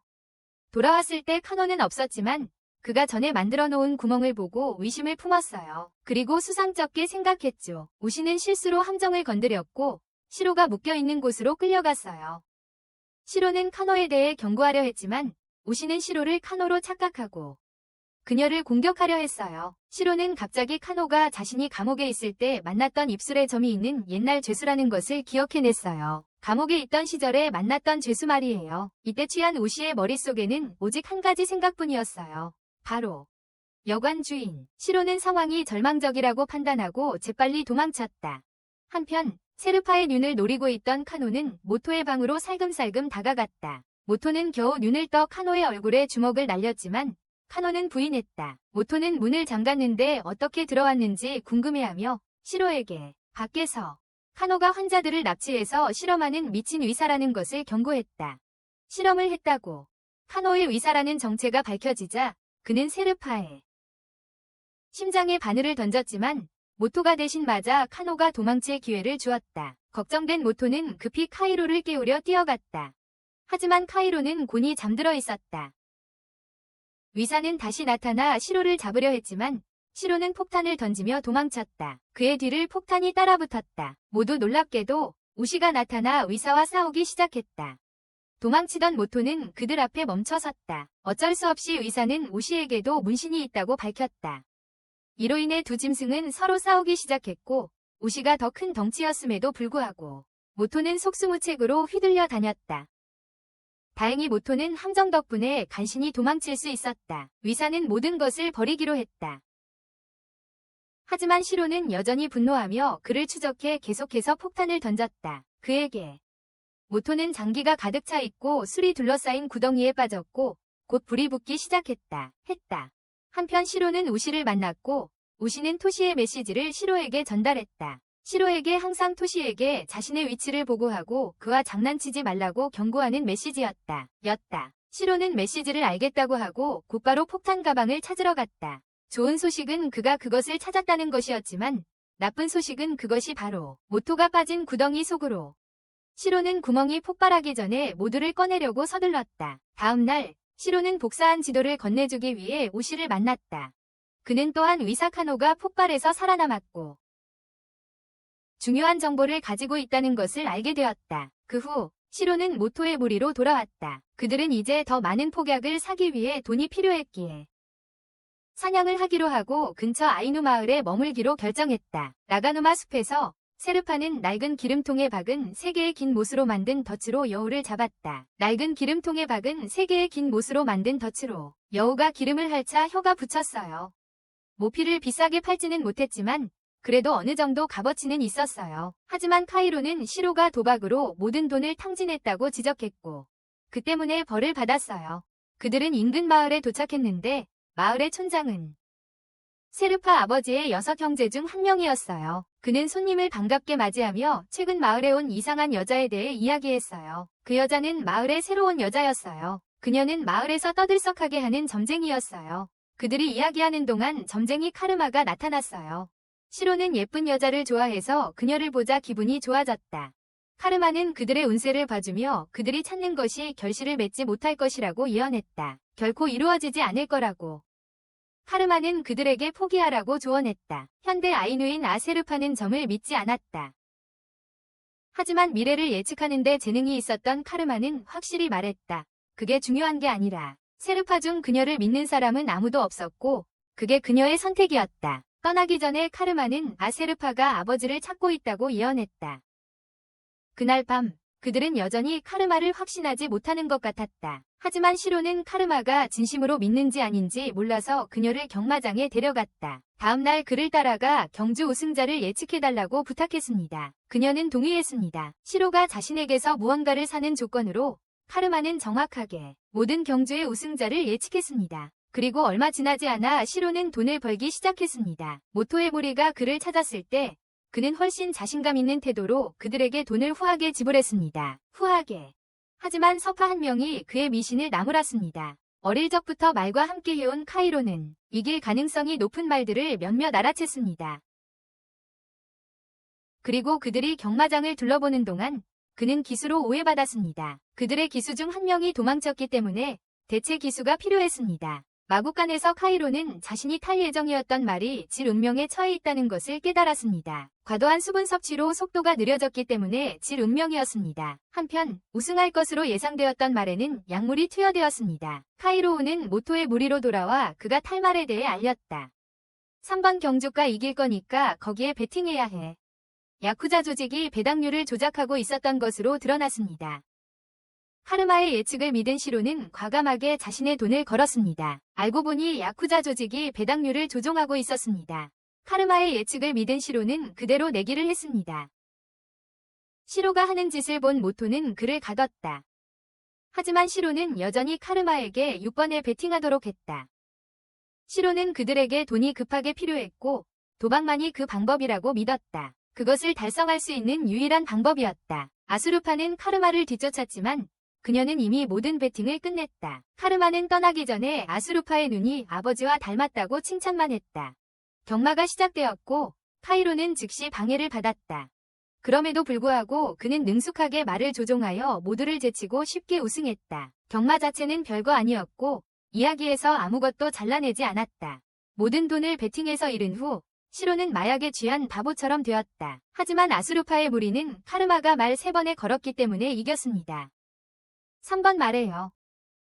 카이로는 야쿠자들이 큰 손실 후 그들을 추격할 것이므로 빨리 그 지역을 떠나자고 제안했습니다. 그들을 쫓아올 테니까요. 하지만 걱정할 필요가 없었습니다. 토시가 이미 처리했으니까요. 이르려 안에서 토시는 숨겨진 곳을 찾았지만 토시의 편에 합류하러 온 오가를 만났습니다. 토시 쪽에요. 그날 오후 시로는 정신을 차리고 모토의 무리에 다시 합류했습니다. 아직 좀 멍하지만 모토에게 중요한 정보가 있었습니다. 칸노가 다음 은신처 위치가 유유바리의 한 집이라는 것을 알아냈습니다. 그들은 아바시리에 도착할 계획이 성공할지 확신하지 못했기에 감옥으로 가는 길에 은신처를 찾는 것을 우선시했습니다. 가는 길에 정보가 있었기에 그들은 유유바리로 향했습니다. 겨울은 조용히 지나가 차가운 바람과 잿빛 쓸쓸함을 남기고 부드러운 숨결과 따스한 햇살, 그리고 생명으로 가득 찬 새싹들과 함께 봄을 맞이했습니다. 그리고 유유바리에서 토키는 박제 가게를 찾았습니다. 그는 칠과를 장식할 몇 가지 물건을 찾으러 왔고 여기 작품들은 매우 정교하게 만들어졌습니다. 장인 에다가이는 자신의 작품의 진정성을 위해 신선한 시체를 사용했습니다. 만든 것들, 토키는 작품들을 감탄하며 에다가이를 칭찬했습니다. 쇼핑 외에도 그는 에다가이가 묘지에 떨어뜨린 장갑 한 켤레를 돌려주러 왔습니다. 묘지에 에다가이는 불안해지기 시작했습니다. 밖에서 니키두는 저격수와 함께 있었습니다. 겨냥하며 사고로 죽은 광부에 대한 소문이 있었습니다. 이상한 문신을 한 남자. 토키와 그의 동행은 시체를 발굴했지만 비어 있었습니다. 여기는 춥고 건조한 기후 때문에 시체가 부패하지 않아 유이나리는 신선한 시체를 구할 수 있는 좋은 장소였습니다. 토키는 에다가이가 신선한 시체를 얻기 위해 묘를 도굴한다고 추론했습니다. 하지만 토키는 에다가이를 체포하러 온 것이 아니었습니다. 사실 그는 그의 작업에 감탄하여 장갑 한 짝을 더 달라고 요청했습니다. 에다가이는 그 장갑이 사람의 가죽으로 만든 것이 아니라 돼지 가죽으로 만들었다고 설명했습니다. 그가 묘지에 온 것은 불량품을 매장하기 위해서였습니다. 그러고는 토키에게 줄 다른 장갑을 가져왔습니다. 에다가이가 장황하게 설명하는 동안 토키는 주변을 살피다가 무언가 쌓여있는 것을 발견했습니다. 인간 모양의 박제. 에다가이는 토키와 대결하기 위해 차려입었다. 그의 어머니는 끊임없이 그에게 토키를 죽이라고 재촉했다. 하지만 에다가이는 심리적 갈등을 겪고 있었다. 자신의 재능을 인정받는 것과 어머니의 요구 사이에서 갈등하며 마음속으로 어머니와 말다툼을 하다가 결국 감정을 억누르지 못했다. 토키는 인간 가죽으로 만든 코트를 보여주며 에다가이를 진정시켰다. 에다가이의 어머니는 여전히 그에게 토키를 죽이라고 고집했다. 그래서 그들은 에다가이가 상황을 더 자세히 살펴보기 위해 함께 밖으로 나갔다. 그는 토키에게 옷을 입을 때 가려움증을 예방하는 약초를 사용하라고 권하기까지 했다. 그러자 토키는 에다가이의 인간 가죽 작품을 보고 싶어 했습니다. 각 작품은 기괴했습니다. 밖에 있던 저격수가 안을 들여다보며 매료되었습니다. 한편 니카두는 에다가이의 어머니를 만나러 갔다가 실수로 자신의 귀를 어머니에게 떨어뜨렸습니다. 그는 그것을 찾으려고 서둘렀습니다. 에다가이가 방에 들어오자마자 토키는 에다가이에게 총을 건네주며 자유롭고 성숙해지는 유일한 방법이라며 어머니를 쏘라고 말했습니다. 총성이 난 후 에다가이는 더 이상 어머니의 목소리를 듣지 못했습니다. 토키는 에다가이와 거래를 했습니다. 그는 에다가이에게 자신의 부대만 아는 가짜 코드가 새겨진 가죽을 만들게 하고 싶었습니다. 토키는 전쟁에 혼란을 가져오려 했습니다. 오타루에서 오시는 카노를 돌봤습니다. 현재 토시는 총 6개의 가죽을 가지고 있었고 토시의 목표가 이조공화국을 재건하는 것이라는 것이 분명해졌습니다. 그들은 나프라보의 의도에 대해 논의했습니다. 만약 그가 아이누족이라면 왜 금을 차지하기 위해 자신의 백성을 해칠까요? 토시는 나프라보가 러시아 극동지역의 분리주의자일지도 모른다고 추측했습니다. 아이누족으로 위장한 당시 러시아는 분열된 국가였으므로 나프라보는 독립전쟁 자금을 마련하려는 게릴라 지휘관이었을 가능성이 높습니다. 독립을 위해서요. 그는 사할린을 통해 돈을 밀반출하려 했지만 실패했고 그로 인해 모든 사건이 벌어졌습니다. 토시는 여전히 나프라보를 완전히 신뢰하지 않았고 그의 동맹이 게릴라인 척하는 아이누인일지도 몰랐습니다. 모토의 무리로 돌아와서 그들의 일상은 이동하고 먹고 자고 하는 것이었습니다. 아수르파는 종종 아버지에 대한 꿈을 꾸었는데 아버지는 그녀의 어머니에 대한 이야기를 해주며 매우 아름다운 여인이었다고 묘사했습니다. 아수르파는 아버지의 피와 어머니의 아이누 피를 모두 가지고 있었습니다. 그녀는 현대적인 아이누가 되어 이곳 아이누 사람들을 이끌 것이라고 믿었습니다. 그 아름다운 꿈 중 하나에서 아수르파는 시라의 코 고는 소리에 잠을 깼고 짜증이 났습니다.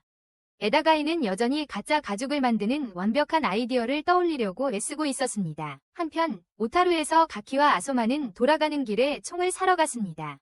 그들은 사슴을 만나 총을 시험해보기로 했습니다. 나뭇가지가 부러지는 소리에 사슴이 놀랐지만 가키는 사슴의 허벅지를 쏘아 도망치지 못하게 했습니다. 가키는 근처에 숨어있는 소년에 대해 물었고 아소마는 그 소년이 매우 내성적이었고 마을 아이들과 어울리는 걸 좋아하지 않았지만 사냥을 좋아했어요. 어릴 적 아소마를 닮아서 그 아이를 불러보았습니다. 사슴을 처리한 후 마을로 돌아와 카르마를 만났습니다. 가키는 점을 믿지 않았지만 카르마가 가키위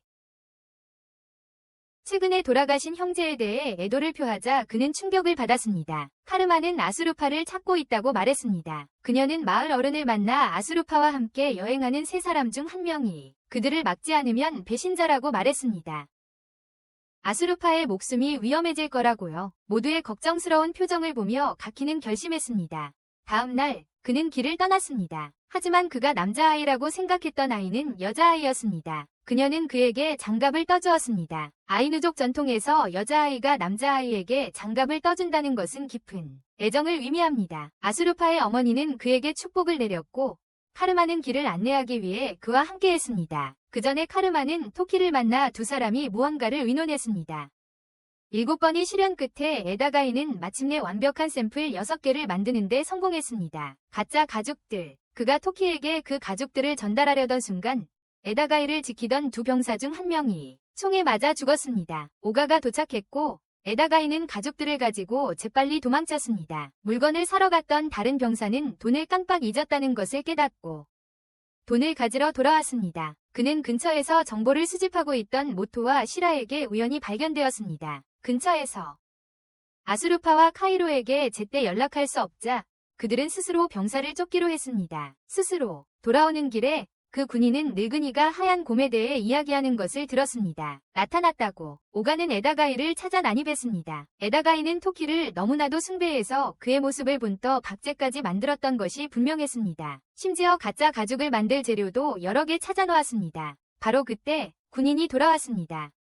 7사단 군인들이 얼마나 강력했는지는 명백했습니다. 매복 공격을 당했을 때만 패배했지 정면 대결에서는 지지 않았습니다. 몇 발의 총성이 울린 후 오가는 박제들 사이에 숨어야 했습니다. 병사는 에다가이를 찾으러 갔고 그가 도망쳤다는 것을 알게 되자 노인이 말했던 흰곰을 찾으러 떠났다. 에다가이는 목숨을 걸고 도망치고 있었다. 오가는 추격하려던 참에 막 도착한 시라와 모토를 만났다. 그들은 현장을 조사하여 병사의 시체를 발견했다. 그 후 시라는 오가에게 붙잡혔고 오가는 시라에게 단서를 주고 모토에게 보여주었다. 그들은 그 후 병사를 쫓았다. 오가는 결국 광산에서 에다가이를 따라잡았다. 하지만 병사는 광차를 이용해 에다가이를 멀리 데려갔다. 모토, 시라, 오가는 곧바로 그들을 뒤쫓았다. 그들은 모두 광산으로 들어가 가죽이 유출되면 혼란이 초래될 것이므로 놓치지 않겠다는 결의를 다졌다. 만약 유출된다면 혼란이 일어날 테니까. 모토와 시라는 에다가이를 따라잡았고 실랑이 중에 모토가 스위치를 눌러 에다가이와 헤어지게 되었다. 오가는 그 기회를 틈타 에다가이를 뒤쫓았다. 그들은 폭약을 설치하던 광부들 무리를 지나쳤고 오가는 간신히 지나쳤지만 에다가이는 폭발 직전에 간신히 빠져나갔다. 하지만 폭발로 인해 가스가 누출되었고 불이 붙으면서 광산 전체가 폭발했다. 모두 안에 갇혔고 가스가 퍼지기 시작했습니다. 에다가이는 바위 더미에 깔려 죽은 듯이 꼼짝 못하고 토키를 만나 발에 입맞출 수 없었습니다. 그의 발에 입맞추다. 에다가이는 병사에게 가죽을 건네주며 토키에게 전해달라고 지시했습니다. 토키에게 불이 더 퍼지는 것을 막으려면 공기 흐름을 차단해야 했습니다. 병사가 서두르지 않으면 모든 출구를 막을 것입니다. 한편 시라는 정신을 잃었습니다. 가스가 더욱 짙어지자 모토는 시라를 힘겹게 끌고 갔습니다. 이미 너무 늦었습니다. 광부들이 모든 출구를 막았기에 모토는 필사적으로 바리케이드를 부수려 했지만 소용없었다. 그들이 죽기 직전 아시가 나타나 그들을 구했다. 그는 쉽게 그들을 광산 밖으로 끌어냈다. 오가도 얼마 후 탈출했고 그 후 모두를 데리고 에다가이가 만든 가짜 가죽을 보여주었다. 토시는 얼마 후 도착해서 남겨진 가죽 조각을 발견했지만 그것이 진짜인지 가짜인지 알 수 없었다. 그러자 시라는 모토에게 그 노인이 전설적인 사무라이 토시주라고 알려주었다. 이제 그는 나프라보가 진정 아이누인지 아닌지 알고 싶어 했다. 그 질문에 답하기 전에 토시는 모토가 자신과 협력할지 아니면 반대할지 알고 싶어 했습니다. 그와 협력할 것인지 아니면 대항할 것인지 알고 싶어 했습니다. 토시의 동맹 중 한 명이 나서서 금으로 가죽을 사는 것을 제안했습니다. 그러면 모토는 결혼해서 편안한 삶을 살 수 있을 것입니다. 하지만 모토는 지금 당장 돈이 필요하지 않았습니다. 그가 원했던 것은 나프라보를 만나 답을 찾을 기회였습니다. 바로 그때 아수르파의 배가 크게 울렸습니다. 긴장을 깨고 코나가 들어와서 식사를 준비하겠다고 제안했습니다. 음식을 먹으면서 이야기하자는 제안에 그 장면은 마치 그림 같았습니다. 그림 같았습니다. 당장은 진짜와 가짜 가족을 구분하는 방법을 찾는 것이 그들의 최우선 과제였다. 가족들. 한편 오도루에서는 살아남은 병사가 돌아와 토키에게 가족들을 건넸다. 토키에게 그는 에다가이의 마지막 메시지를 전했다. 발에 입맞추겠소. 사실 에다가이는 철이라는 한 단어만 말했지만 토키의 날카로운 지능으로 그는 그것이 진짜와 가짜를 구분하는 열쇠임을 깨달았다. 다음 날 모두들 도시 주변에서 단서를 찾기 위해 흩어졌다. 에다가이의 집에는 토시, 오가, 코나만 남았다. 갑자기 외부에서 불이 붙였다. 니카두 팀은 증거를 없애기 위해 창문에 철근을 대고 집을 포위했습니다. 정문으로 뛰쳐나가는 것은 마치 스스로 표적이 되는 것과 같았습니다. 오가는 2층으로 뛰어 올라갔고 토시는 1층에 남았습니다. 오가는 위에서 마구잡이로 총을 쏘았습니다. 토시가 계속해서 밖으로 총을 쏘는 동안 감히 밖으로 나오려는 병사는 오가에게 모두 사살당했습니다. 토시의 총알이 떨어지자 니카두 팀이 돌격했습니다. 그는 한 명의 병사를 오가를 찾으라고 보내고 토시를 상대했습니다. 오가는 한 병사를 기습 공격하는 데 성공했습니다. 하지만 병사는 너무 강해서 저항했습니다. 오가를 제압한 코나는 탈출구를 찾으려 했습니다. 그리고 모토의 무리가 돌아온 바로 그때 그는 재빨리 위층으로 달려가 오가를 구했습니다. 토시 위에 있던 니카두는 모토의 소리에 정신이 팔렸고 고개를 돌렸습니다. 토시는 재빨리 니카두의 다리 하나를 잘라내고 재장전하여 거의 끝장을 낼 뻔했습니다. 하지만 니카두는 간신히 도망쳤습니다. 불이 빠르게 번져 모두가 후퇴해야 했습니다. 그들은 두 그룹으로 나뉘어 도망치기로 하고 아샤이부스에서 만나기로 했습니다. 이는 양측의 일시적인 동맹이었습니다. 다음 날 모토, 아수르파, 오시, 오가가 함께 있는 모토 일행은 숲속에서 아수르파가 몇 마리의 딱따구리를 발견했습니다. 이맘때 그 고기는 매우 부드러웠습니다. 오가는 한 마리를 쏘려고 했습니다. 하지만 아수르파가 그를 막았습니다. 한 마리를 쏘면 다른 딱따구리들이 날아가 버릴 테니까요. 그들은 딱따구리의 습성을 이용해 함정을 설치하기로 했지만 두 마리밖에 잡지 못했고 그것에 아수르파는 좌절했습니다. 오가는 아수르파의 말이 틀렸음을 증명하려는 듯이 자기가 쏜 새 3마리를 가지고 돌아왔습니다. 아수르파는 고기를 준비하기 시작했고 신선한 뇌는 우시를 위해 남겨두었다. 그는 그것이 좀 역겹다고 생각했지만 모토가 먹는 것을 보고 한번 먹어보기로 했다. 그들은 함께 다진 딱따구리 고기로 식사를 즐겼고 서로 다른 점에도 불구하고 훌륭한 팀워크를 보여주었다. 한편 가키는 아수르파의 행방을 찾아 바타로에 있었다. 전에 그를 따라왔던 어린 소녀는 가키와 함께 여정을 계속하겠다고 고집했다. 그의 항의에도 불구하고 토시와 함께 있는 그들은 여전히 진짜 가족과 가짜 가족을 구별하는 방법을 몰랐다. 그들의 유일한 희망은 감옥에 있는 나파라보에게 직접 가서 묻는 것이었다. 그들의 유일한 희망은 감옥에 있는 나파라보를 직접 찾아가서 물어보는 것이었다. 믿었던 시라이에게 의지하여 시라이는 볼일을 보러 갔고 마침 모토를 만났습니다. 둘은 따로 이야기를 나누었고 모토는 시라이가 여관에 도착한 순간부터 토시를 위해 일해왔다는 것을 알게 되었습니다. 여관에 도착하자마자부터 말입니다. 모토는 의심을 품고 시라이를 칼로 찌르기 시작했고 시라이는 겁에 질렸습니다. 하지만 이것은 시라이가 꾸는 악몽이었습니다. 모토에게 죽기 전에 도망치기로 결심한 그는 밖으로 뛰쳐나갔습니다. 그는 7번대를 만났고 도망치려 했지만 시라이는 쉽게 잡혔습니다. 토시는 다른 사람들에게 시라이가 아마도 아사히카와 그렇게 되면 그들에게 패가 될 거야. 시라이가 빠져나올 방법을 찾는데 몇 달이 걸릴 거야. 그들은 모토 일행이 도착하기를 기다렸고 그 시점에 토시와 카이로는 시라이를 구출하기 위해 출발했고 한편 이와미자와에서는 카르마가 점을 치는 동안 가키는 정보를 수집하여 아수르파의 소재를 알아냈다. 모토 일행이 제외하자 토시와 카이로는 출발 준비를 했고 토시는 카이로의 진짜 정체를 알아챘다. 이송 중에 시라이는 녹두과자를 파는 노인을 발견하고 허둥지둥 달려왔어요. 다리에서 신호를 보낸 사람은 토시였어요. 그가 그에게 신호를 보냈어요. 그곳에 카이로가 배를 준비해 두었어요. 다리가 좁아서 한 번에 10명씩 만 건널 수 있었는데 시라이 씨 차례였어요. 토시가 나타나 다리의 밧줄을 잘라 모두를 물에 빠뜨렸어요. 물에 카이로가 재빨리 배를 저어 그들에게 다가갔어요. 카이로의 손을 잡으려는 순간 모토에게 죽는 기분이 두려웠던 시라이는 손을 놓았어요. 그는 죽는 것보다 잡히는 것을 더 선호했습니다. 토시가 돌아와 상황을 보고했고 시라이는 이미 아사히카와에 있을 것이라고 추측했습니다. 아사히카와에 그가 언제 탈출할지는 아무도 몰랐고 시라이의 오만한 얼굴을 떠올리며 모두 그를 버리기로 했습니다. 오만한 얼굴을 떠올리며 모두 그를 버리기로 했습니다. 하지만 모토는 그 바보를 구하러 가겠다고 했습니다. 어쨌든 시라이는 아직 쓸모가 있었습니다. 그래서 모두 동의했습니다.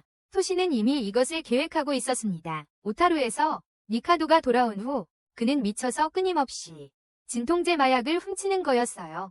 그를 제어하기가 어려웠어요. 토키가 도착하자 니카도는 마침내 진정되었어요. 밖에는 아리사키 중위가 토키를 기다리고 있었어요. 그는 천재적인 무기 발명가로 알려져 있었어요. 두 사람은 서로 잘 통하고 이야기를 잘 나눴어요. 아리사키는 그날 많은 신무기를 가져왔어요. 토키는 또한 아리사키에게 자신의 부하들이 곰의 공격을 받아 다리를 잃었다는 사건에 대해 이야기했어요. 토키는 아리사키에게 니카도를 도와달라고 부탁했어요. 며칠 후 아리사키는 니카도를 위해 발뒤꿈치에서 총알이 발사되는 위족을 만들었다. 총알까지 발사되는 위족이었다. 이것으로 니카도는 복수를 위한 그의 여정을 계속할 수 있었다. 아사히카와 외곽에서 모토는 변장의 명수이자 죄수 중 한 명인 스즈카와를 만났다. 죄수 중 한 명이었다. 그들은 시라이가 억류된 장소를 조사하기 위해 변장할 필요가 있었다. 억류되어 있는 곳을 알아보기 위해서였다. 그들은 얼굴이 잘 알려지지 않은 사람으로 변장해야 했다. 토시는 아바시리 교도소장 시라스케를 떠올렸다. 거의 알려지지 않은 인물이었다. 얼마 후 스즈카와는 시라스케와 똑같은 완벽한 변장에 성공했다.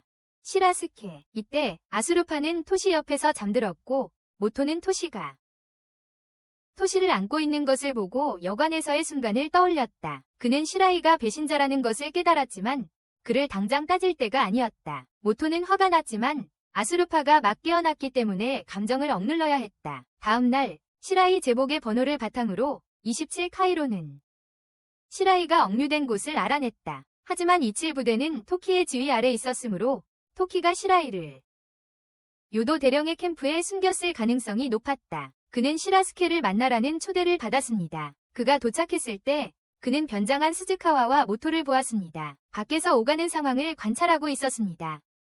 시간을 낭비하지 않고 그들은 시라이의 체포 사실이 공개되지 않았기에 바로 시라이에 대해 물었습니다. 알려지지 않았으니까요. 시라스케는 어떻게 알았을까요? 그때 토키의 부하가 밖으로 나가 토키에게 메시지를 전했습니다. 안에서 스즈카와는 위조 지폐 다발을 꺼내 그것이 어떻게 만들어졌는지 이야기했습니다. 만드는 방법을 전쟁이 발발하면 미래에 유용할 것입니다. 그러면 공을 세워 승진할 수 있었습니다. 토키는 이 말을 들었습니다. 하지만 그가 제 시간에 도착하지 못해서 그는 다른 사람에게 알리기 위해 교환원에게 전화를 걸었다. 그의 부하들이 아직 진짜 시라스케를 감시하고 있다는 쪽이었다. 만약 무슨 일이 생기면 바로 알 수 있을 겁니다. 토키의 부하가 스즈카와를 만났고 오가는 그 남자가 보통 사람이 아니라는 것을 알아챘습니다. 평범하지 않았습니다. 안으로 시라이가 들어왔고 그는 곧 모토를 알아봤습니다. 바로 그때 그 둘을 감시하라는 임무를 받은 흑인 병사가 도착했습니다. 그는 스즈카와를 폭로하기 시작했는데 현지어로 말했기 때문에 시라스케만이 알았어. 물론 스즈카와도 할 수 있었죠. 잠시 후 흑인 병사가 스즈카와를 사살하고 모토를 부상 입혔습니다.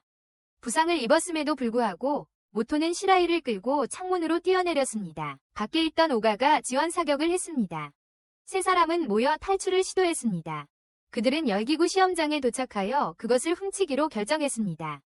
병사들이 그들을 막으려 했고 흑인 병사는 재빨리 올라갔습니다. 그들을 추격하기 위해 모토는 직접 그 병사를 처리하고 싶어 했습니다. 하지만 부상을 입어 제대로 싸울 수 없었습니다.